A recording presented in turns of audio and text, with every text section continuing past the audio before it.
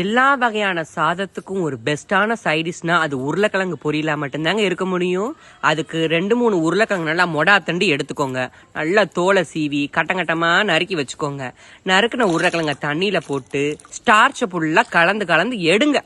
எடுத்து ஒரு சட்டியை வச்சு எண்ணெய் தாராளமா சேர்த்து நறுக்கின உருளைக்கிழங்கு போட்டு தண்ணி இல்லாம நல்லா வதக்குங்க. இந்த சாந்து முக்கியங்க. பூண்டு, சோம்பு, கருவேப்பிலைய போட்டு நல்லா இடின்னு இடிச்சு வச்சுக்கோங்க. உருளைக்கிழங்கு இப்ப பாதி வந்துருங்க. மஞ்சப்பொடி, மிளகாப்பொடி சேர்த்து இத்தனி உப்பை சேர்த்து எண்ணெயிலேயே 2 வதக்குங்க. உருளைக்கிழங்கு நல்லா வெந்துருங்க.